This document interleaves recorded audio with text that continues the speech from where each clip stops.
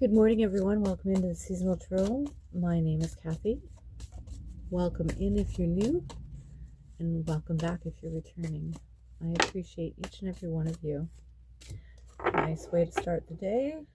We are using the Linestrider's Journey and Hedwig Field Guide today, and the oracle that we picked is Abundance Hollyhock. Beautiful dark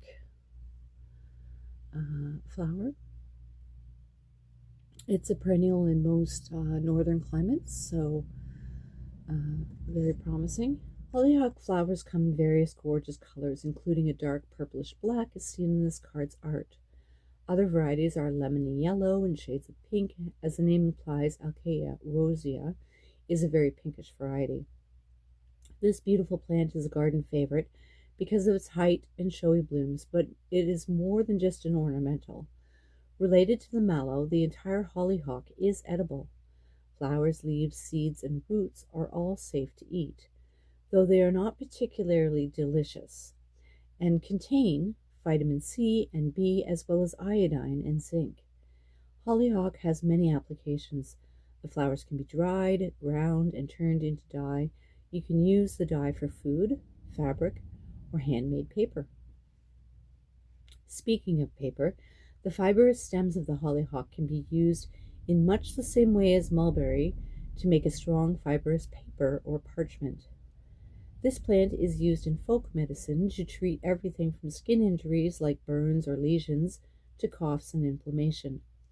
The flower buds are used medicinally for respiratory illness, the shoots to ease difficult labor, and even the seeds in a hot tisane are said to help reduce the symptoms of fevers. The root is astringent and demulcent, and I'll put the word on the screen. The root is astringent and demulcent. It is crushed and applied as a poultice to ulcers. Internally, it is used in the treatment of dysentery. And when dry, the woody stems of the hollyhock make good kindling. The oracle property of this hollyhock is abundance. Aside from being a lovely ornamental plant with many applications, hollyhocks provide food and shelter to hummingbirds, beetles, and moths. It is a favorite flower of several species of the butterfly. Abundance is the word we often associate with monetary wealth or physical possessions, but abundance is better measured by including health, friends, happiness, and well-being in our assessment. Embracing abundance isn't an exercise in accumulation, but rather a willingness to live gracefully and with open arms.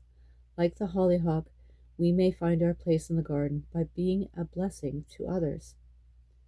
Accept the things that you have in your life rather than focusing on things you don't, and look at the many ways you can be of service to your community.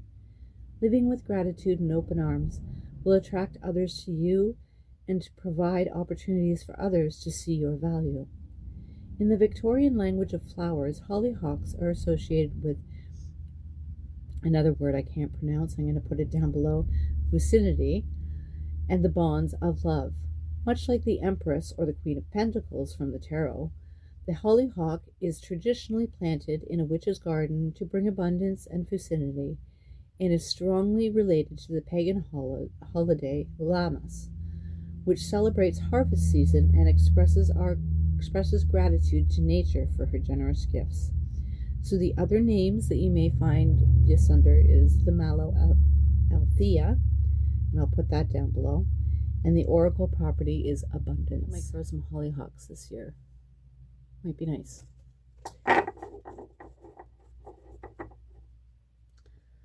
Bottom of the deck, you are seen. I love this oracle, by the way.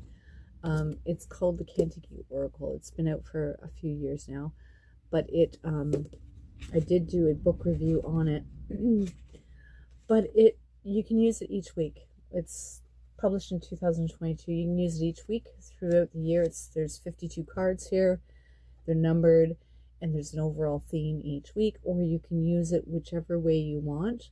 I will use it again more specific and with more intent as we approach the winter solstice. um, so, licking the dew from the green leaves.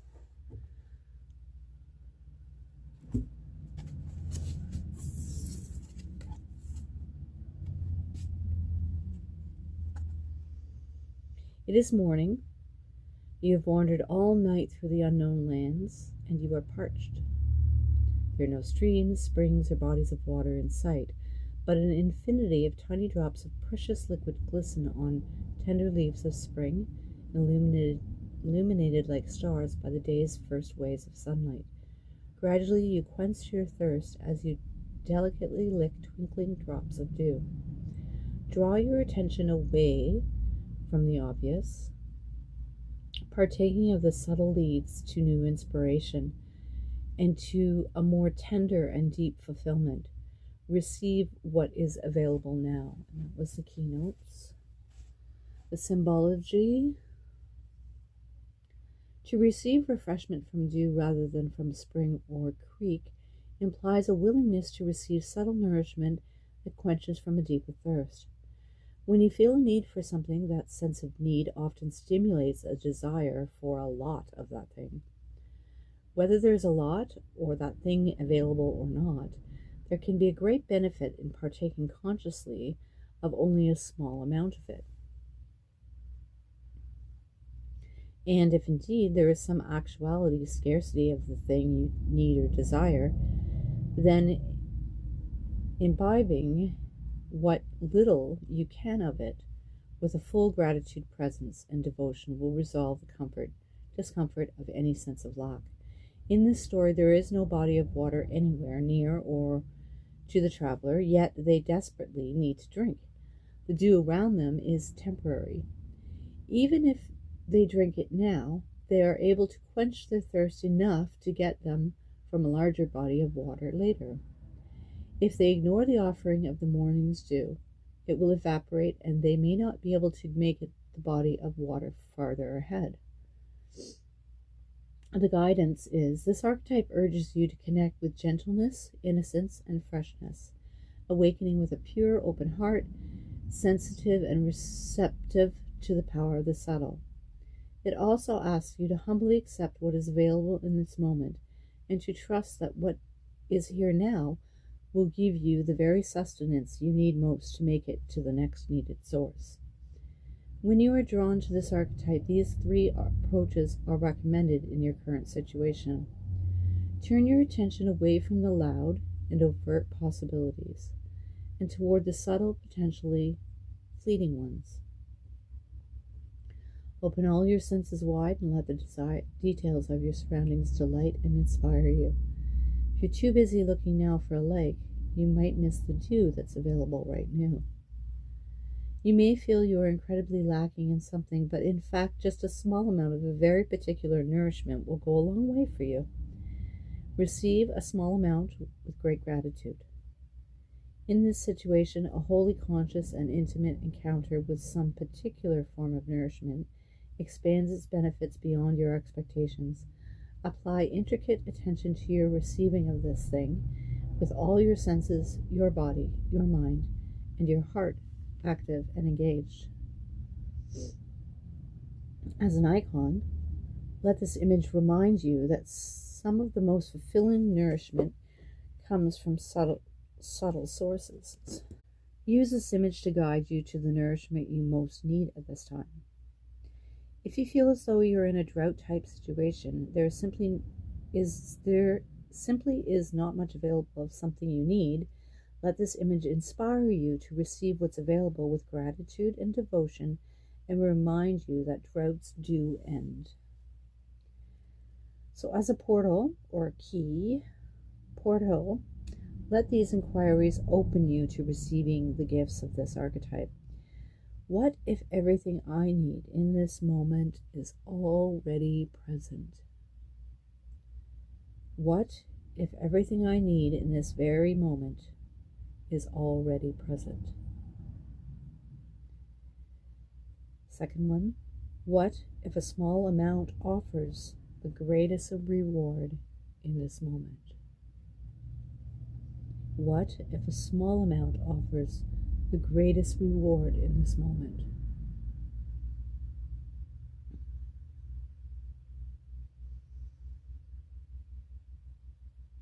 I think it's natural at this time to feel kind of a sense of panic as we prepare to get into the winter in the northern hemisphere, and we're taking stock and we're cleaning and we're seeing what we have. And I think this card is asking us that rather than panic, do your due diligence, of course, but come from a place of not lack mindset. I have X number of cans of this and I need da da da da to get through. Do that, but know that the universe is providing, and what you give is what you get. And so if you're doing your part in providing to the greater good and the whole, helping in community, talking to a friend, perhaps it's restraining from poor language when somebody is going through something. You can recognize that they're going through it, not to be a doormat, because that would also be, taking away from both of you if you allowed you to be a doormat for somebody else, unless they're in a state that they are unable to recognize that. Then what's needed is another layer, and setting up some boundaries and really sticking with those things, much like a parent with a child.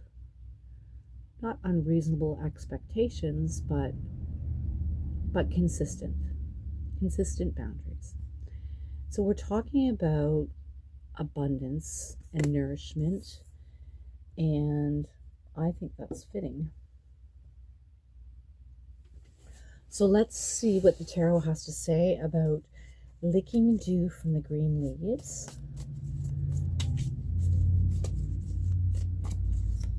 And abundance, how does this tie in?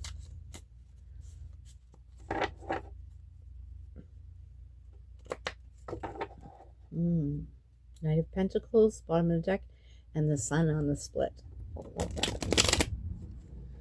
Oops.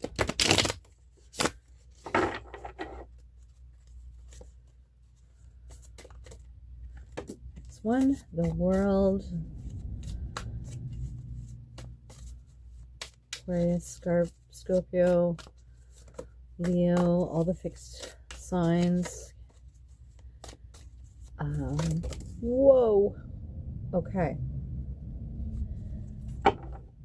Bottom of the deck, Ace of Swords. Some truth is coming out here. Okay, so the World, as we complete the fall and get ready to enter into the winter solstice, justice, judgment. Wow. Nine of Swords. There's that mental strife. And Three of Wands. New direction. Okay, so what am I getting from this? My nails are just horrible. Okay. Okay, so licking the dew from the green leaves. We talked about that in the abundance, and finding the little things. Abundance in the smaller, more subtle things, not in your face. It's not the material wealth. It's not the number of cans in your basement. It's the subtleness of understanding that the universe provides. And when we can appreciate that and come from a humble gratitude and a knowing, a truth of knowing um, we can like enter a realm, a portal, where that synchronicity flows better. The world is the completion of a season, a year, an experiment, a task, something in your life is wrapping up. A lesson, was there a timeline for something? Perhaps there should be. What are your markers in life? Do you just go with the four seasons, spring, summer, fall, winter? Or do you go by an annual calendar? Do you go by the cycles of the moon?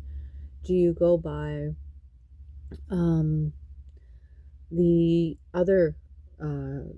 other markers of the seasons, like Samhain and Beltane and things like that? What the world is here to ask you to evaluate where you've come from, so that you can step forward anew. And in that, you may have some markers that you need to bring into your life, so that you can more easily recognize the abundance that and the growth that you've made thus far. You're very powerful, and you've done a lot of work. Justice is here just to balance out the scales. And justice can mean not necessarily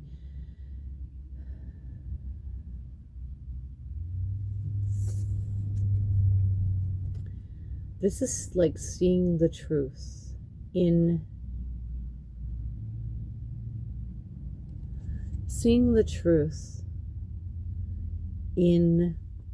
your reality. So let's say, going back to the closet and counting your pantry inventory and thinking, coming from a place of lack, it's asking you to consciously make a different take a different perspective, to take a different recognition of what the abundance is in your life. And by doing that, you balance the scales of justice. You balance the scales of the cosmic order and the 3D realm, bringing that into the 3D realm and beginning to work with that infinite loop of potentiality, abundance. Go back to the thought of energy.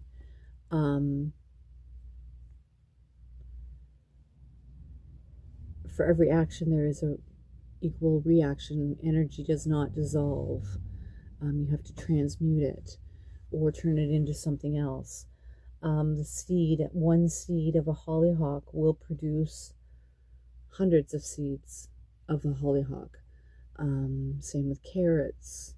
There is a process to that. There is a learning curve. There is a time flow that needs to be recognized and respected. There are markers of that. Judgment is abundance.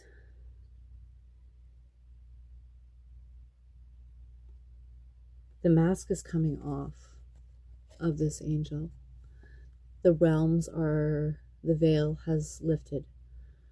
And so if you're watching this, then you have an innate understanding that you are a cosmic being, that you are a magical force, that you are the same matter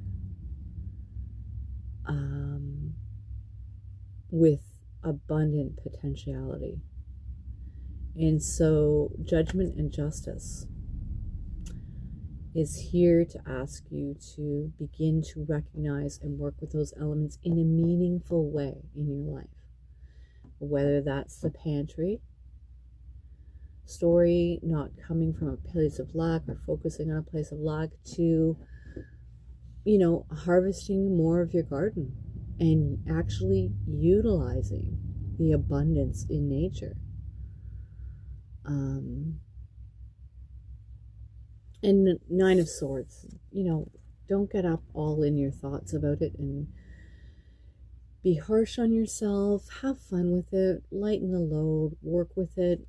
But there is a sense of direction here that you can take to unstick yourself, to unattach yourself, to actually grow in a meaningful, potential way in the future. And truth is here.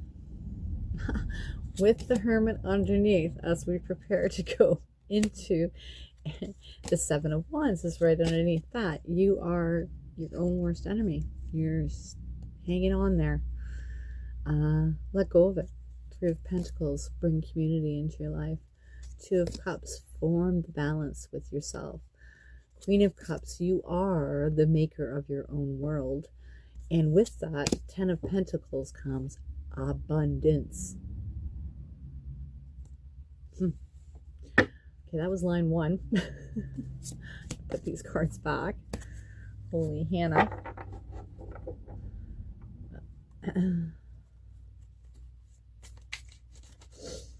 Okay. So the dawn that follows the prolonged night. So the prolonged night is like the suffering of the past. The suffering of not understanding how you could move things forward and walk through that threshold into the future to be the maker of your own world. Anything. Okay, they're asking me to stop and read the dawn that follows the prolonged night.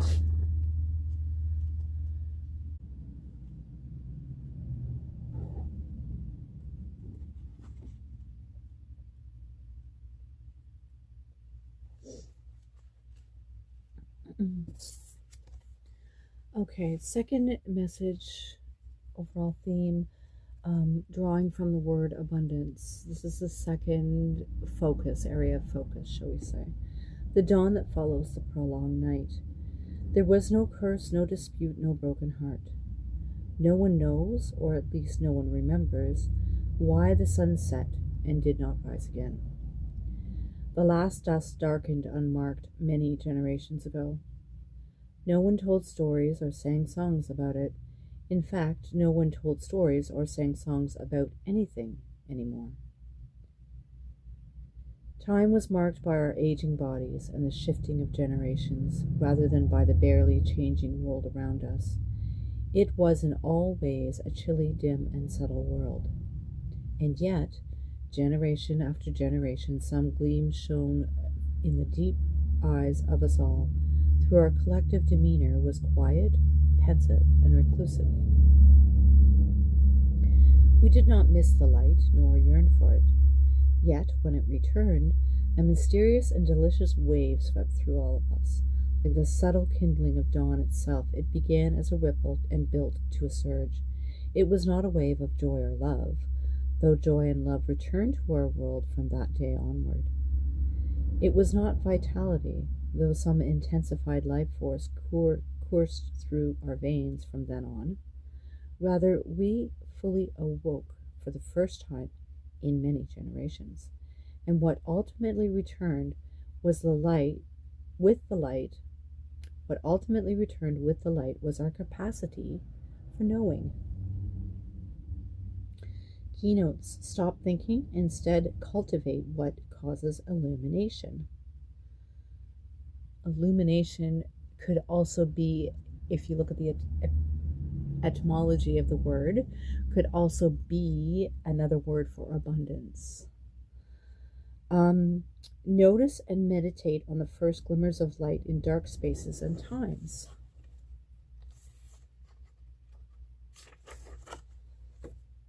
The symbology. We know night, the time of not knowing, not seeing, and subtle stirrings, creating monsters and terrors in our imagination. We know this time of mystery, and even if we embrace it, it is relieving and inspiring to enter into a time of light. Dawn is the moment when we realize we can see clearly. Suddenly, we know where we are, and we know the right direction to head in from this point. The sun orients us, and our clear vision comforts us. When does dawn begin? Can you pinpoint the moment when light first kindles in the darkness? Really, we don't notice dawn until we are well within it. But this is where you are now, in the first imperceptible glimmers after a long, dark night. Guidance. Whether you are in full-fledged dark night of the soul, or you're experiencing an uncomfortable lack of clarity in some particular aspect of your life, know that a new awareness is starting to form that will illuminate this murky territory, and soon the right next steps will be clear to you.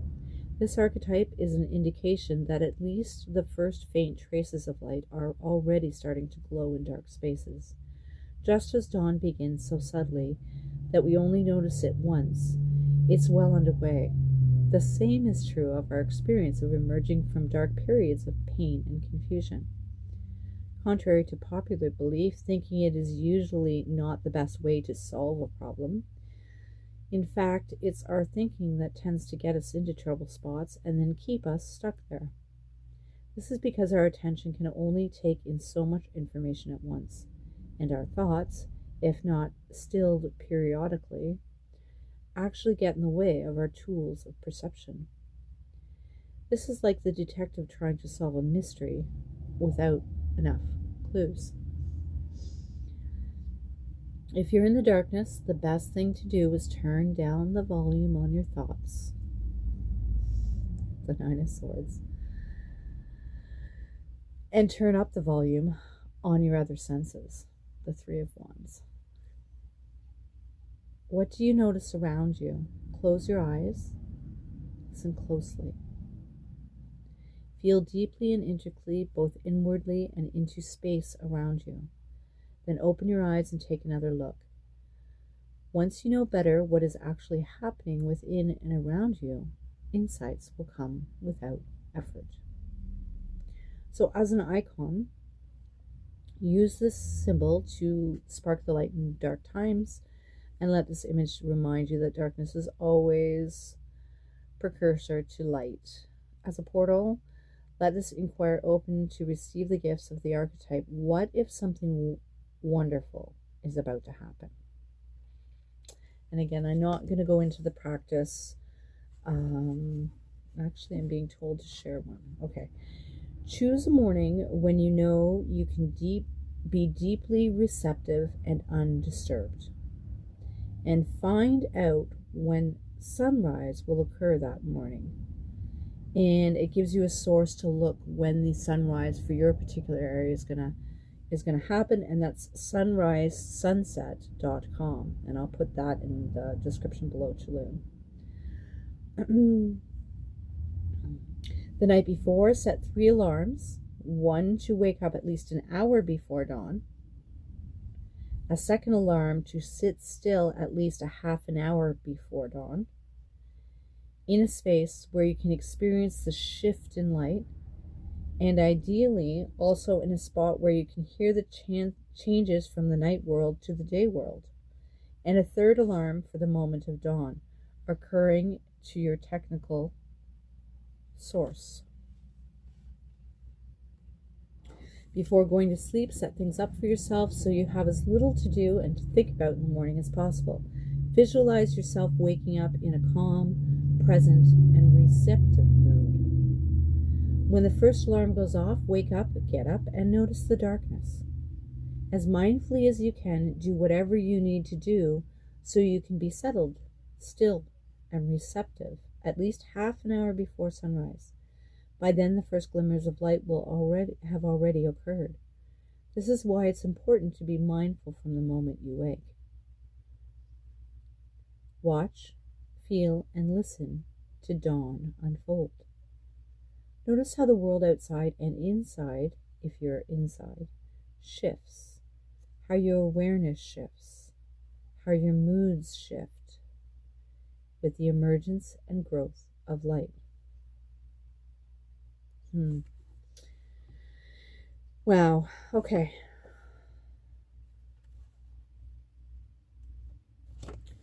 So from lack of abundance to licking the dew of the green leaves, again, a change in perspective, knowing that we are in line with who we are, not to get in our head, but to actually feel, take the journeys that we know we're part of. We know we're part of this earth. We have magical abilities. And then from the dawn that follows the prolonged night, us putting this into practice. So how does the abundance and us putting this into practice with our senses, what else do we have to say about this, Spirit? What other messages can there be for us with regard to that's just a little bit too much? Another 3 cards, maybe. 1,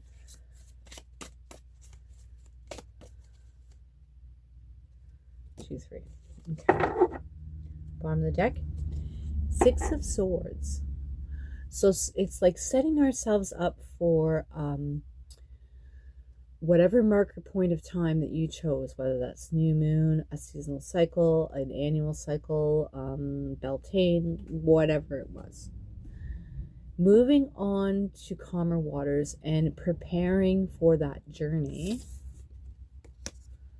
prior to getting there. And just like the prompts in the deck said, to prepare yourself to observe, to partake in that magic, to benefit from the abundance of the natural world and sense those shifts in a more subtle manner. The abundance, the subtleness of abundance. And tuning in like a tuning fork to these things, we become much more in tune with the frequency and generosity of abundance in our own lives. Interesting. Okay, so for this we got the 3 of Cups, community, celebration, the Queen of Cups, the Queen of Wands, taking action, the 6 of Cups, sharing that with other, nostalgic, sharing this wealth of information back into generations, other people, and 10 of Swords. So we went from the 9 to the 10. We completed the mastery of the sword, of the mental capacity. So in doing this, it's like you can read a book on how to bake bread. And then when you do the recipe, you're baking the bread. And that's one level of understanding. But as you continue to work the bread, you set yourself little goals. What if I bake the bread? What if I preheated the oven and let it sit for 10 minutes and then let my dough rise in that? What if I used marble to spread out my knead my dough? It's the subtle changes that you're able to work with that perfects the process. And so in this, it's abundance. The dawn that followed the prolonged night, it's taking note. It's thinking,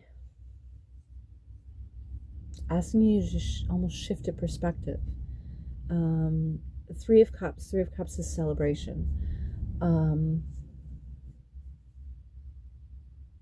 Think of celebrations, how we celebrate the Matrix holidays, as opposed to what the meanings of lore and the subtlety of that shift of mind and how that creates a broader awareness of, who we really are as a people. Queen of Cups, bringing that forward, sitting with that emotion, understanding, grieving the process of the witch's wound, the patriarchy, and taking a step forward. We're all human. We're all in this together. There really is no light and dark, but it's balancing the two out you know, not rejecting, accepting, working with it. Back to that person who says harsh words all the times, and, you know, sitting in an observer's mode and just listening to that, and then coming, it's still happening, and so they're trying to take something from you, or they're trying to engage with you. It's the narcissist thing, right? It's setting up those boundaries, and then moving beyond just gray rocking, ignoring and accepting that's who they are. It is setting up boundaries and perhaps recognizing and not rejecting, but understanding where they're coming from. And so, does that benefit us as a society? Or, I mean, we can't. Okay, rant. I'm going to stop there. Take action. There needs to be an accountability of our own emotions, of our own processes, of our own steps that we take forward to enlighten ourselves. You know, if we want school to teach our children the ways of old, where's that gotten us? I don't know. I went to college and university with kids that didn't know how much a package of hamburger was, or how to bake bread, or cook a meal, and if it didn't come into a box, you know, the survivability of that. And that's not from a lack standpoint, that's from a place of abundance. Those are skills that we can use. Interestingly enough, the Ten of Swords is the deer, the antler, the hunting, the using up all the resources, living in one with nature.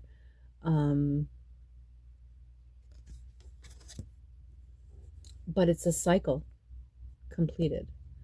We went from one cycle beginning to the Nine of Swords, the mental capacity to actually to sit and solve these issues. You know, we've done it. That's amazing.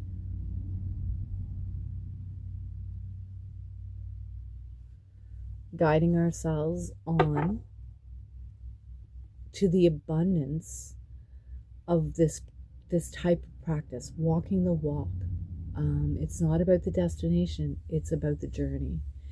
And it's not about the individual, it's about the community. It's about the whole. And taking these things into effect and into account, and understanding that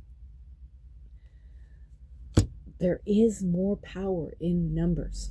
There is more, many hands make lighter work.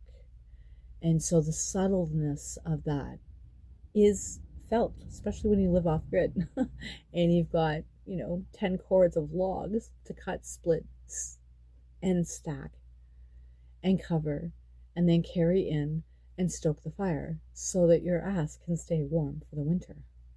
I mean, having an extra set of hands, having 3 more sets of hands, or having even the feeling of camaraderie while you're doing that, knowing that your neighbor is doing the same thing, or that if you don't have that cup of flour and there's a blizzard out, you can exchange some type of value with another. Okay, the chasm that shrinks you across. Again, I'm going to show you this, but I shouldn't be showing you this. How I'm going to do this. There we go. Okay, so she's striding across 2 rocks. The chasm that shrinks as you step across. So as you begin to practice, you begin to think about this, you begin to journal, you begin to mark the growth of your own growth and abundance in your life. And you put these subtle things into practice. That great big huge cavern is no longer a cavern. It begins to shrink. And we do that together as a society. Okay, I'm going to read the card number 14, which is 5. It's change. These are things that I think is collectively being recognized that we can shift in our own society. I'm going to try and hold it up. How do I do that? Okay. You know every inch of the land you inhabit, beautiful and familiar as it is, the ground no longer seems to hold you. Though you see your feet make contact with the earth, you feel as though you're hovering. You wander thus to the edge of your land, to a place where the earth drops away at the edge of a chasm. You've come to this point before and gazed at the land on the other side as curiosity. But now that sight of the far ground fills you with yearning. You long to cross the chasm, to feel that particular earth beneath you, and to learn the trees and streams and byways of that other place. But the chasm is too wide to cross without a bridge or wings. Amidst the usual doubt of your mind, your body takes over, and you find yourself stepping across the chasm as if you were merely stepping over a puddle. As your feet reaches through thin air toward that distant unknown land, space-time itself reweaves. As your foot reaches through thin air toward the distant unknown land, space-time itself reweaves. Landforms and distance shift imperceptibly, yet definitively, so that the longed-for ground that was once beyond reach is somehow right there beneath your foot, welcoming you. I'm going to put this back down because I think my thumb is going along. The paradigm shift that you've been longing for, but that seemed out of reach, is now at hand. The time is ripe to move on to that next phase and leave the old phase behind. Take heart and have courage. What was formerly impossible is now imminent. In symbology, we live within various established patterns, such as patterns of place, relationship, career, interest, belief, community, etc., etc. Ideally, these patterns support us and give us way to offer ourselves to the benefit of a place and other things, other beings. But the inevitability of change can shift things so that what once felt right no longer does. Whether change happens within us, around us, or both, we eventually hit pivotal moments when we need to move on from the familiar. Once we know where to move to next, it's time to take a leap. Some changes can be daunting and feel bigger than we can imagine, but if you're drawn to this archetype guidance, it's time for that paradigm shift. If you're watching this, you may have already taken some of these steps. And so maybe it then becomes sharing that with others subtly in ways that, or more intently in ways that will make a difference. Whatever it is you've been thinking of leaving, it's time to move on. Whatever it is you've been thinking of moving toward, it's time to take steps in that direction. Maybe you're on the brink of taking a leap of faith, or maybe you're on the brink of taking many little steps. And the leap of faith is more a matter of what needs to happen in your mind.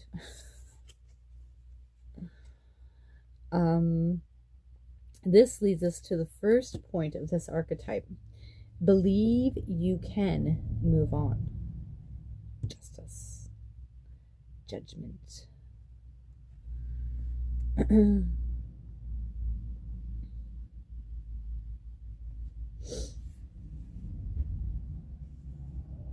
Believe you can inhabit this other world. Have confidence in your vision for a different life. Change is inevitable, and when we feel its rumblings within and around us, the best response is to flow with it. However, you're human, and being a human, you have this pesky thing that we like to live with called fear. You can hide it somewhere or pretend it's not there. I was getting a sense of that, pretending that fear isn't running our lives, but it really is. So letting go of that. Okay, sorry, I another little joggle there. You can hide it somewhere or pretend it's not there, but you can't make it go away. And in fact, you need it. Fear serves important purposes, like keeping you from doing unnecessary risky things and alerting you to be mindful and careful when things are unsafe, uncertain, or unknown. In fact, it's only when you deny your fear that it can control you and keep you from doing things you know in your heart are right for you to do. If you're drawn to this archetype, it's wise to acknowledge any feelings of fear you may have. Stepping into new, unknown territory is a scary thing to do. If you accept and witness your fear, you'll be able to move forward with more compassion toward yourself, which will help smooth out the inevitable bumps and bruises that occur when we traverse unfamiliar territory. That compassion will also cultivate a more open, receptive, flowing, and creative mind and body that will get you through this new territory more gracefully than if you charge ahead with stiff, unacknowledged fear.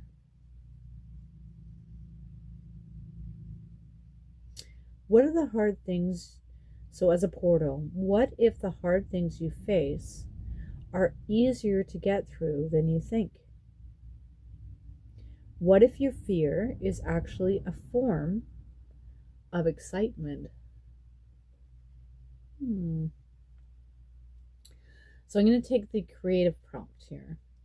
Last row we took the practice, and that was setting the alarms. So this one is the creative prompt. Create a single piece of work in your medium that juxtaposes two different fields of expression. So fear and excitement, let's say, or whatever you so choose. Light and dark, you get the idea. You might even choose to express the feeling of your current situation in one field and the feeling of a situation you're moving into or would like to move into in the other field. Consider what chasm might exist between these two fields. Is it silence? Stillness? Empty space? Or something else entirely?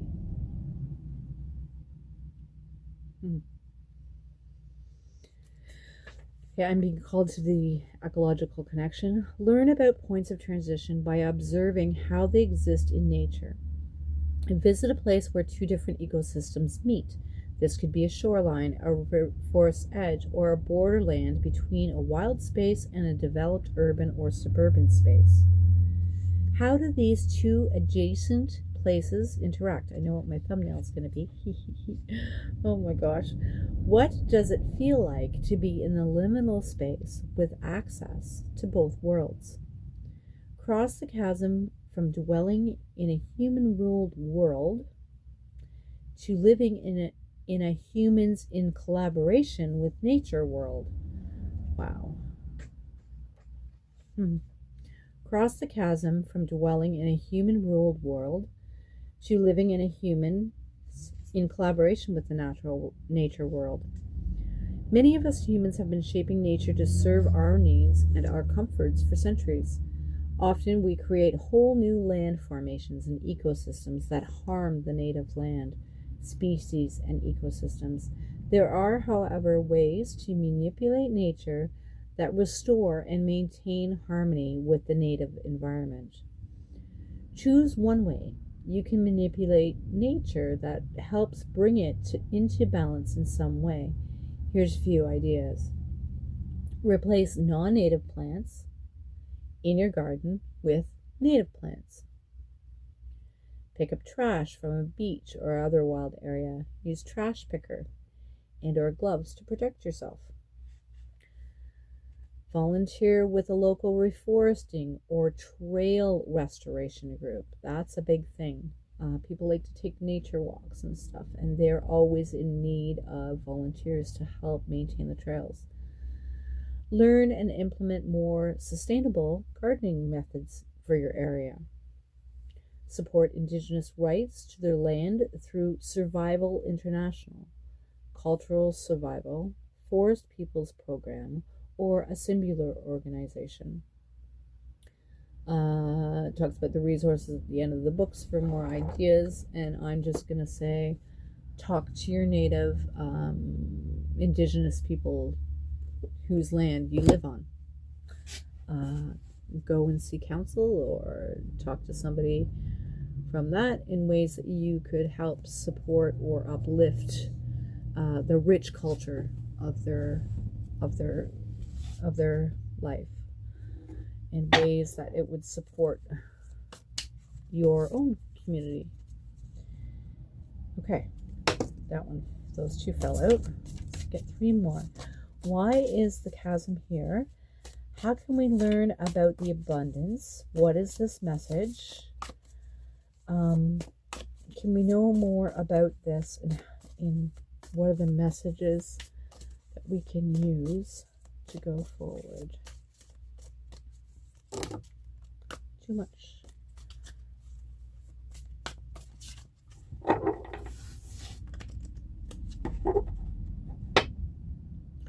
Ace of Wands, action, and Seven of Pentacles was at the bottom of the deck.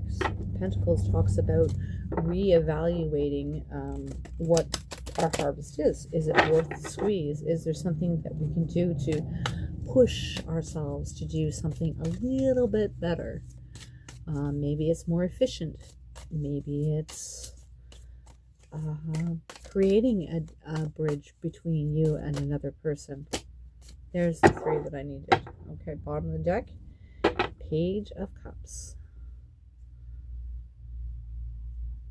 Through love. Through innocence of love.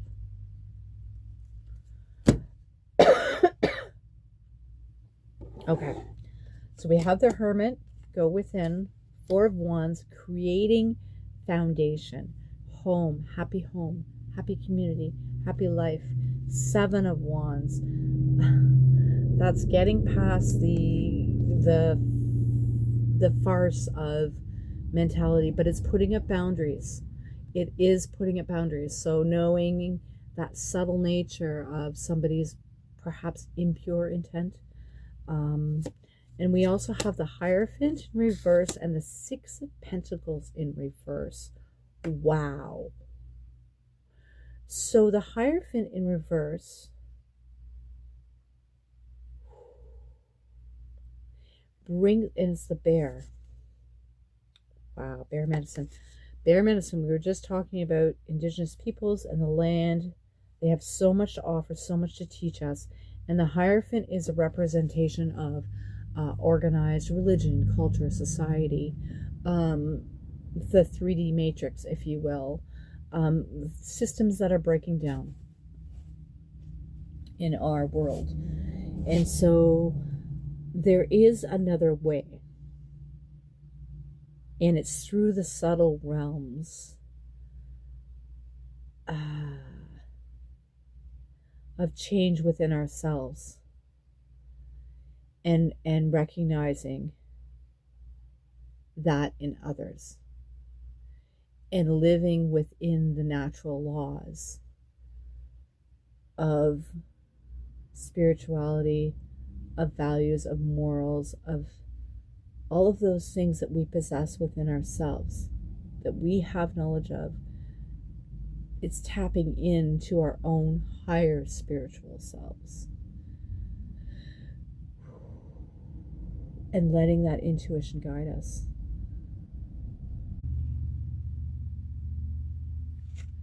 The Hierophant. In his reversed aspect, the Hierophant can represent a need to question leadership or authority. Or perhaps it is time to assess your own position within an organization or hierarchy. We may represent a specific person of authority in your life, or a specific organization. You are asked to re examine these relationships or the influence they have on your happiness and success. The astrology is Taurus and Aries. Card number 5 in the major arcana, which is change, and the plants that are associated with it is sage, lemon, and violet. In this negative aspect, this card warns of selfishness, greed, pettiness, or defeatist attitude. This may be a great time for you to give back or offer support to others, or you may be holding back out of laziness, greed, or selfishness. In the reverse position, you may be needing help, but the card warns that help will not come to those who will not help themselves. If you want wealth and love and happiness to flow in your direction, you must shed the defeatist attitude. Figure out how to get on your feet and be an active, useful part of the world. Turn this card around, and what you seek will come to you. Numbers for this card is 6, 74, and 11. 11, 11. 7 and 4 is 11, and 11 is 11, 11, which is a portal. We start off the world. Birthdays are August 22nd to 27th, so maybe it's sometime late summer might be your marker that you want to do. And associated plants is hops, buckeye, and alfalfa.